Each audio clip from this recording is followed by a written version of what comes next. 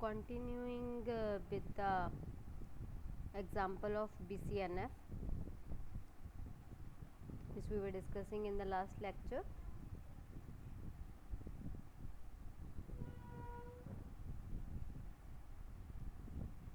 We were considering example to check whether this table is in BCNF or not. So for that, which I had already checked that the table was in first normal form because it is having no atomic value. Now we have to check for whether the relation is in second normal form or not. It is also in second normal form because there is no partial dependency. The table is also not having any transitive dependency, so we consider it is in third normal form. Now we have to check whether that table is in BCNF or not, but that relation is not in first normal form. Let us see why the table is not in first normal form. So the reason is, in the table student ID and subject दोनों मिलके क्या form कर रहे थे, एक primary को, which mean subject column is a prime attribute. ठीक है, तो अगर दोनों पे प्राइमरी की है, स्टूडेंट आईडी और सब्जेक्ट पे, तो इसका क्या मीनिंग है कि जो हमारा सब्जेक्ट कॉलम है वो भी एक प्राइम एट्रीब्यूट है. बट हमारे पास एज जो फंक्शनल डिपेंडेंसीज थी, ऐसी कोई फंक्शनल डिपेंडेंसी नहीं थी वो जो स्पेसिफाई करे कि हमारे पास सब्जेक्ट से कुछ आइडेंटिफाई हो रहा है. हमारे पास कौन सी फंक्शनल डिपेंडेंसी थी, उसमें there was one more functional dependency, that is professor to subject. के प्रोफेसर कौन से सब्जेक्ट को पढ़ाता है, तो उसमें वो भी एक हमारे पास एक फंक्शनल डिपेंडेंसी थी. बट अगर हम उसको कंसिडर करें, सब्जेक्ट जो है प्राइम एट्रीब्यूट है, बट जो प्रोफेसर जो है वो नॉन प्राइम एट्रीब्यूट है. इस केस में क्योंकि हमारे पास, आई एम अगेन रिपीटिंग, जो की थी that was on subject ID, और सब्जेक्ट आईडी के साथ जो हमने की यूज़ करी थी वो हमने यूज़ करी स्टूडेंट आईडी एंड सब्जेक्ट पे, इस पे एक कंबाइन की थी जिससे हम डिटरमिन कर पा रहे थे कि उसका प्रोफेसर कौन है. ठीक है, तो उस केस के भी अगर हम इसको कंसिडर करें तो हमारे पास सब्जेक्ट क्या आ गया, एक प्राइम एट्रीब्यूट आ गया, स्टूडेंट आईडी क्या आ गया, प्राइम एट्रीब्यूट आ गया. But at the same time हमारे पास एक और फंक्शनल डिपेंडेंसी थी, दैट वाज कि प्रोफेसर से सब्जेक्ट आइडेंटिफाई होता है. तो अगर उस केस में देखें तो सब्जेक्ट हमें यहाँ से मिल गया था कि ये क्या है, एक प्राइम एट्रीब्यूट. ठीक है, this is was a prime attribute. But अगर हम उसको यहाँ पे कंसिडर करते हैं प्रोफेसर को, तो ये क्या है, नॉन प्राइम एट्रीब्यूट है. और हमारे पास BCNF का रूल क्या होता है कि अगर इस टाइप की कोई भी फंक्शनल डिपेंडेंसी है तो दोनों के दोनों क्या होने चाहिए, प्राइम एट्रीब्यूट होने चाहिए. So this is not in BCNF. Now let us see कि ये BCNF में कैसे आएगा, इसको हम कैसे BCNF में कन्वर्ट करेंगे.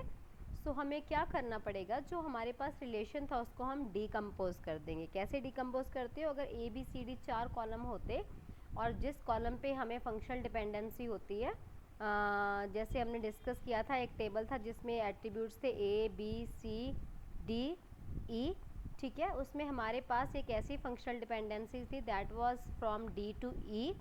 ठीक है, that is we discuss in previous lecture. तो उसमें क्या था कि D से E को एक फंक्शनल डिपेंडेंसी थी जो कैंडिडेट की का पार्ट नहीं थे, नॉन प्राइम एट्रीब्यूट थे. तो उस केस में हमने क्या किया था, इस एक रिलेशन को, इस रिलेशन को, R रिलेशन को, जिसमें 5 कॉलम थे, 5 एट्रीब्यूट थे, उसको हमने इस फंक्शनल डिपेंडेंसी के कॉरस्पॉन्डिंग डिस्ट्रीब्यूट कर दिया था. तो हमने दो टेबल बना दिए थे, दो प्रोजेक्शंस. एक प्रोजेक्शन थी ABC, दूसरी प्रोजेक्शन थी D to E.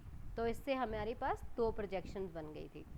अब हमारे पास क्या है इस टेबल में, अगर इससे रिलेट करें, एक ऐसी के जो प्रोफेसर है और सब्जेक्ट है वो एक दूसरे से लिंक्ड है. तो इस पे हमारे पास की नहीं थी, प्रोफेसर आईडी एंड सब्जेक्ट. तो उस केस में हमारे पास क्या सोल्यूशन होगा, हम इस पे डीकम्पोजिशन लगाएंगे कि प्रोफेसर एंड स्टूडेंट टेबल को डीकम्पोज करने के लिए. ठीक है, so below we have structure of both the tables, जिसमें हमारे पास क्या है, स्टूडेंट आईडी एंड PID के स्टूडेंट आईडी का और प्रोफेसर आईडी हो गया. प्रोफेसर टेबल में हमारे पास क्या आ जाएगा, professor ID, professor and subject. यहाँ से हमें पता चलेगा कि कौन सा प्रोफेसर कौन से सब्जेक्ट को टीच करता है. So we say this is in BCNF. In the next lecture we will now we will be discussing about third normal form and BCNF का डिफरेंस. तो बेसिक डिफरेंस क्या है, जितने भी हमारे पास रिलेशनशिप होती है, मोस्ट ऑफ द रिलेशंस जो थर्ड नॉर्मल फॉर्म में है वो BCNF में ऑटोमेटिकली होते हैं। बट कुछ केसेस में ये चीज़ ट्रू नहीं होती। वो चीज़ कहाँ पे ट्रू नहीं होएगी, अगर हमारे पास एक से ज़्यादा कैंडिडेट की हो। नाउ द सिंपल सा लॉजिक इसमें क्या है कि अगर कोई टेबल हमारे पास थर्ड नॉर्मल फॉर्म में है, अगर उसमें एक सिंगल ही कैंडिडेट की है तो वो ऑटोमेटिकली BCNF में होगा। प्रॉब्लम कब आएगी, अगर आप हमारे पास थर्ड नॉर्मल फॉर्म में जो टेबल है उसमें एक से ज़्यादा कैंडिडेट कीज़ हो। तो अगर एक से ज़्यादा कैंडिडेट कीज़ हो मीन्स एक से ज़्यादा हमारे पास फंक्शनल डिपेंडेंसी है, उसमें हमें चेक करना पड़ेगा जितने भी हमारे डिटर्मिनेंट्स हैं वो कैंडिडेट की होने चाहिए। मीन्स उसके जो पार्ट हैं वो प्राइम की एट्रीब्यूट्स होने चाहिए left side and right side पे, ठीक है। अगर वो चीज़ नहीं है तो हम अपने टेबल को डीकम्पोज करेंगे उसको BCNF में लेके जाने के लिए। सो इसके लिए task normalisation we say to determine the highest normal form from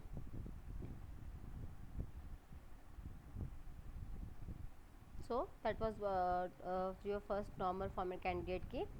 for that you can refer to notes also. उसमें मेंशन किया हुआ है कि रूल्स में हम चेक करेंगे कब चेक करना है। अगर ये हमारे पास सिचुएशन आ जाती है कि कैंडिडेट कीज़ ज़्यादा हैं तो आप क्या चेक करोगे कि वो कैंडिडेट कीज़ हैं वो म्यूचुअली अगर एक से ज़्यादा कैंडिडेट कीज़ हैं और वो जो कैंडिडेट कीज़ हैं वो आप एक दूसरे पे ओवरलैपिंग है, ठीक है, overlapping of keys is there. और उस केस में उनमें से कोई भी की कॉम्पोजिट है। कॉम्पोजिट है क्या मीनिंग होता है, एक से ज़्यादा एट्रीब्यूट मिलके की बना रहे हैं। अगर आप A to B डिटर्मिन कर रहे हो तो A डिटर्मिनेंट है दैट इज सिंगल एट्रीब्यूट, तो हमारे पास वो क्या होगा, उसको चेक करने की रिक्वायरमेंट नहीं है।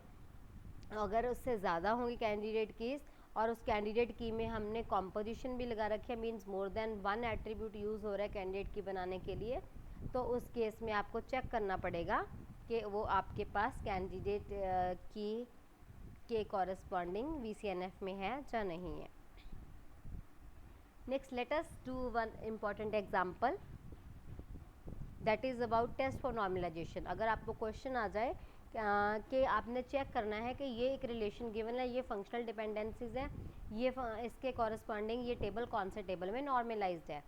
So this is a very important from competitive point of view, competitive exams point of view also, कि हमारे पास टेबल गिवन है, फंक्शनल डिपेंडेंसीज गिवन है, चेक आंसर आपने क्या देना है कि कौन सी नॉर्मल फॉर्म में ये नॉर्मलाइज्ड है।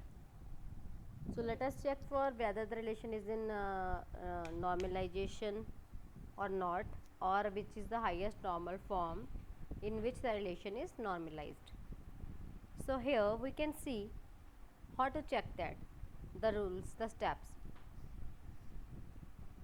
So where we say a relation has given certain functional dependencies, the first step is to check whether BCNF condition holds or not. So firstly, how will we start? We will be checking for whether BCNF holds or not. If R is found to be in BCNF, it can safely be deduced that ये third normal form में भी है, second में भी है और first में भी होगा फॉर श्योर। अगर वो first normal form has the least, because the first normal form has the least restrictive constant, जो हम सिंपली क्या चेक करते हैं कि उसमें एटॉमिक वैल्यूज़ हों ईच टप्पल में। Second slightly more restrictive constant है। If we talk about third, it has most restrictive constant than the first two normal forms but is less restrictive than BCNF. So in this manner the restriction increases as we traverse down the hierarchy. So let us start with the example. Find the highest normal form of a relation. And now here question is find the highest normal form of a relation are A, B, C, D, E are attributes and this is the functional dependency given. So this type of question will be given and you have to tell in which table normal form this table is. Fine. So let us check one by one. You have to do it in this way only. So here we say, as we can see, we have to find the closure. Now understand this property. Let me explain about this property, how we are working in this. So here what we need to do, If we talk about AC plus, it means this is AC closer. Closer क्या होता है हमारे पास? Closer means इस वाले attributes को लेके, इस determinant को लेके कौन कौन से attributes आप find कर सकते हो, that is known as closer. Now अगर मैं check करूँ AC का closer क्या है, so let me write AC. तो AC के क्लोज़र में क्या आएगा? सबसे पहले जिस एट्रीब्यूट का आप क्लोज़र लिख रहे हो आप उसी को लिख दोगे, तो A and C I will write. Fine. अब आप मैं देखूंगी कि A एंड C से क्या डिटरमिन हो रहा है. तो A एंड C से मेरे पास फंक्शनल एक डिपेंडेंसी है. It says AC determines BE. तो नेक्स्ट मैं यहाँ पे क्या राइट करूँगी? B and E. तो अब AC से B एंड E डिटरमिन हो रहे हैं, तो B एंड E भी AC के क्लोज़र में आ गए. अब next we can see B से क्या डिटरमिन हो रहा है. एक और फंक्शनल डिपेंडेंसी थी बी, इससे क्या डिटरमिन हो रहा है? ई. बट बी ई हम ऑलरेडी लिख चुके हैं, so we will not write it again. After that here we have to check कि कुछ इससे और डिटरमिन हो सकता है. Now check the all the combination. A C we have already done.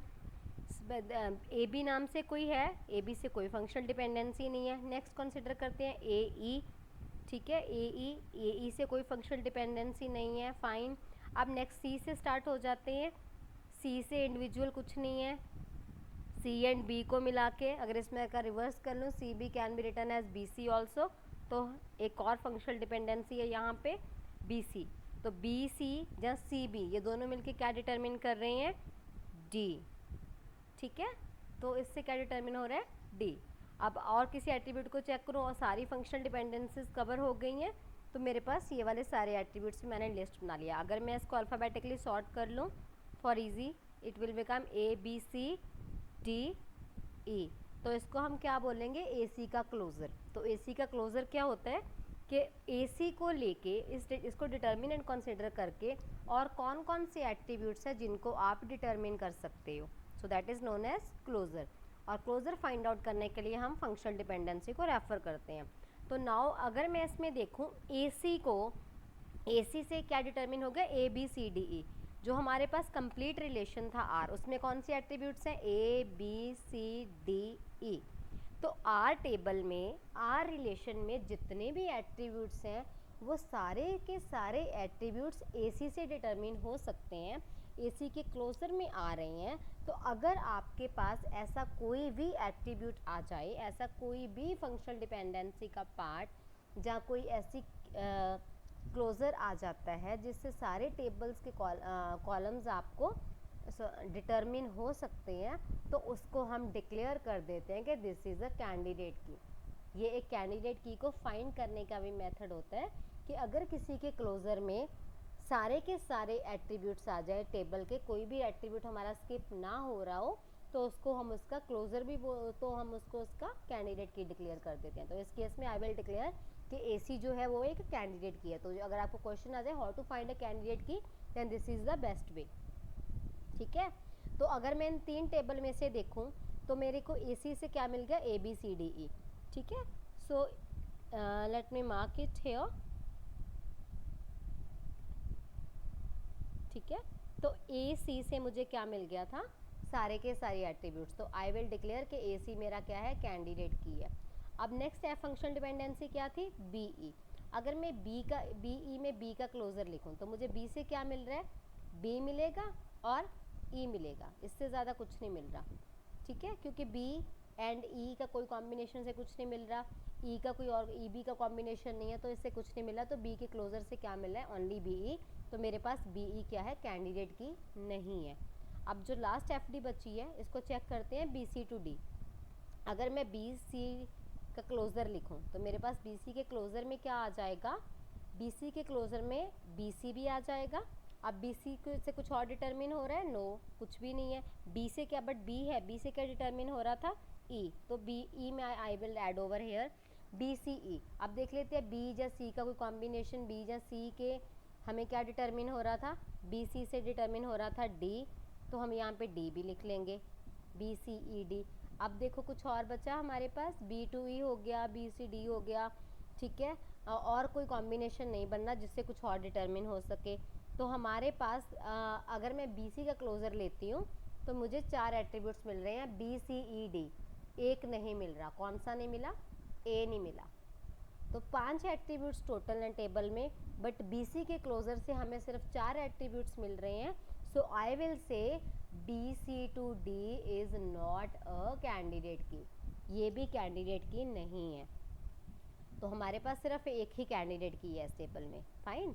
तो अगर मैं इसको बोल लूँ तो यहाँ से मुझे क्या क्लियर होगा कि सिर्फ एक ही कैंडिडेट की है, कि ये BCNF में तो एटलीस्ट नहीं है, क्योंकि BCNF का रूल क्या होता है? BCNF से जितने भी फंक्शनल डिपेंडेंसीज में जितने भी डिटर्मिनेंट्स हैं वो सारे डिटर्मिनेंट्स क्या होने चाहिए? कैंडिडेट कीज होने चाहिए। इन दी अदर टर्म्स इसको क्या बोलते हैं कि जो हमारे फंक्शनल डिपेंडेंसीज के पार्ट हैं वो सारे क्या होने चाहिए? प्राइम एट्रीब्यूट्स होने चाहिए।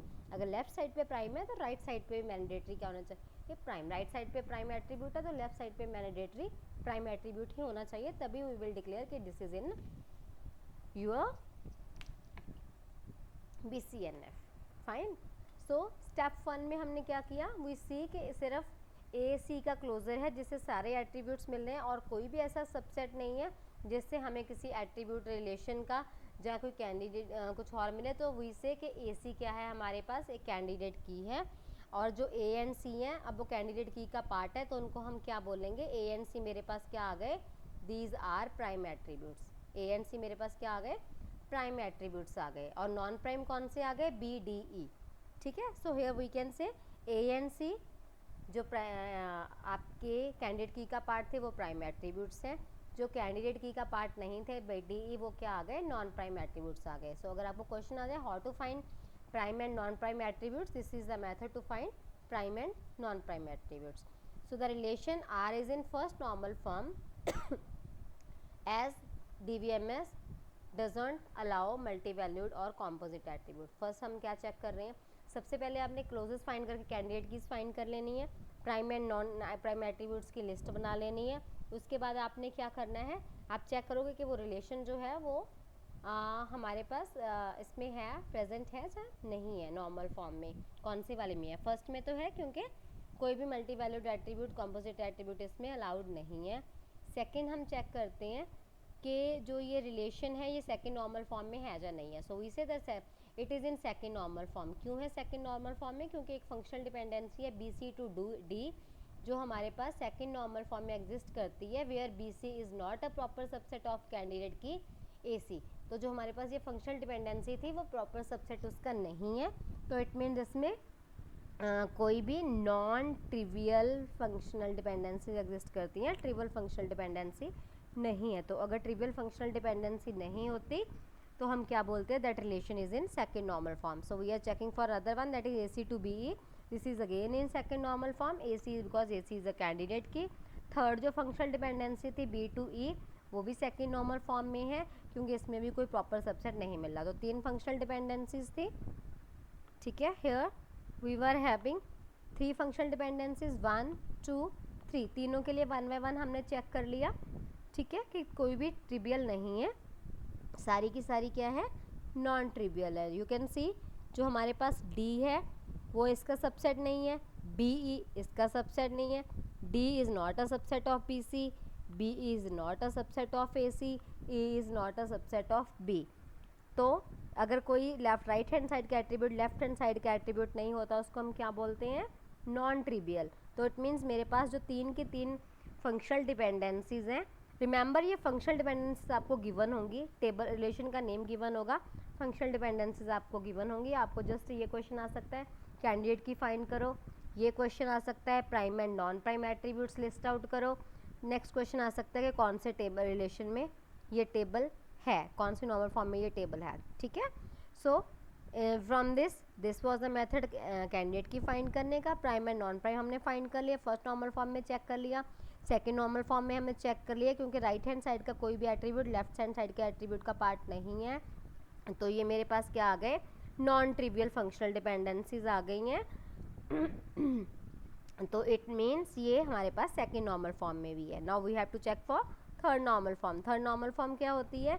कि कुछ भी नॉन ट्रांजिटिव डिपेंडेंसी, इसमें ट्रांजिटिव डिपेंडेंसी नहीं होनी चाहिए। ट्रांजिटिव डिपेंडेंसी क्या होती है? इस टाइप से A B को डिटरमिन करते हैं, D C को डिटरमिन करते हैं। तो इट मीन्स जो A है वो सी को डिटरमिन करेगा, ये चीज़ नहीं होनी चाहिए। सो वी से इसको अगर हम देखें, relation is not in third normal form, ये रिलेशन थर्ड नॉर्मल फॉर्म में नहीं है। क्यों नहीं है? क्योंकि बी सी टू डी जो है, neither B C is a super key, ना तो इस पर बी सी पे कोई सुपर की है, ना ही डी कोई प्राइम एट्रीब्यूट है, and B to E neither is a super key nor E is a prime key attribute. But इसको थर्ड नॉर्मल फॉर्म में सेटिस्फाई करवाने के लिए इधर लेफ्ट हैंड साइड पे फंक्शनल डिपेंडेंसी होनी चाहिए, तो वो सुपर की होनी चाहिए, जहाँ उसका राइट हैंड साइड पे प्राइम की एट्रीब्यूट होना चाहिए। So the highest normal form इसके लिए क्या है?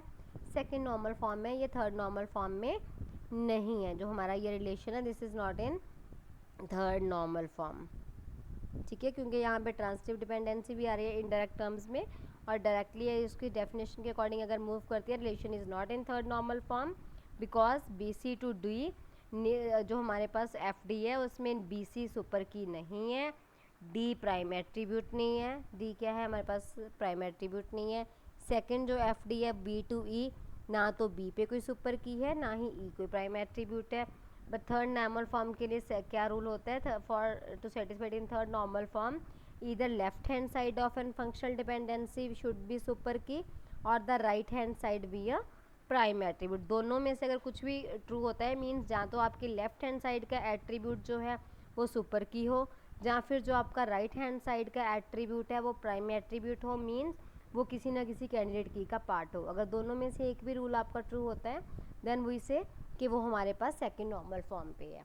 सो वी से prime attribute can not B और यहाँ से हमारे पास डिक्लेयर हो जाता है कि कोई भी प्राइम एट्रीब्यूट कभी भी ट्रांजिटिव डिपेंडेंसी का पार्ट नहीं होता।